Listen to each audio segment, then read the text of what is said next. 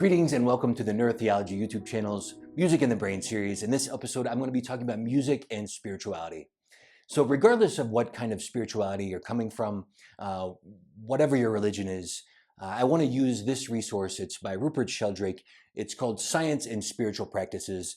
And in his books, he tries to make it very universal so that no matter what your spiritual background is, there's something to learn from this book about music and our spirituality. So I define spirituality very broadly in how we connect to ourselves, to nature, to others, how we connect to our meaning, purpose, but for many of us is how we connect to ultimate reality or the divine. So Rupert Sheldrake in this book, he talks about how music is very much a part of everything.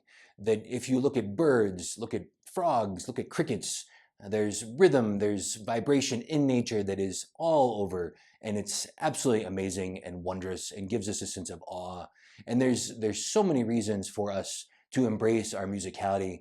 He talks about how our vocal cords are really very much like a stringed instrument. So in our essence, we are very much like a stringed instrument. When we say an word, that what the vibration is a large part of it's coming from our chest.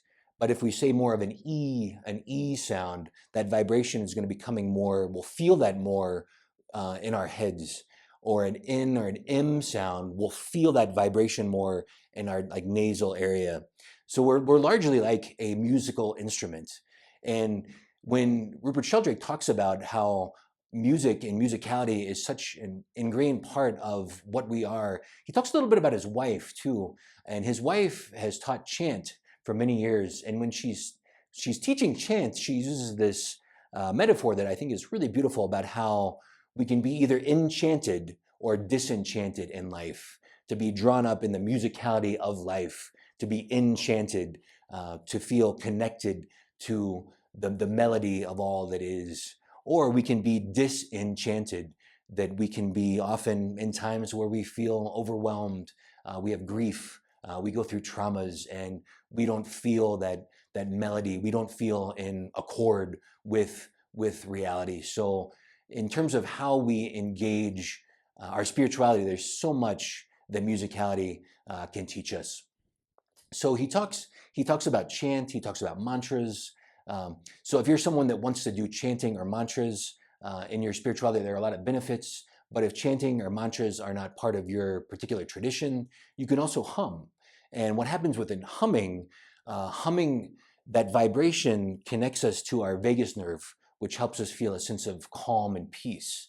But they also found in humming that what some of the studies are showing that it helps us with our sinuses. So if you don't want to do mantras or that kind of thing, that humming, a meditation, a practice of humming can also be very helpful for us. Rupert Sheldrake also talks about singing. And many of us, we sing in our churches, we sing in a choir, many of us sing in a secular choir, some of us sing in the shower, in the car, but he absolutely advocates that we can sing, and the more we sing, the more we can connect, not only to ourselves, but to others, connect to our emotions. So this is a great book, helps us connect with our spirituality, lots of other reasons to read it. Hope you enjoyed this episode and these other episodes as well on music and the brain. Thanks for being here.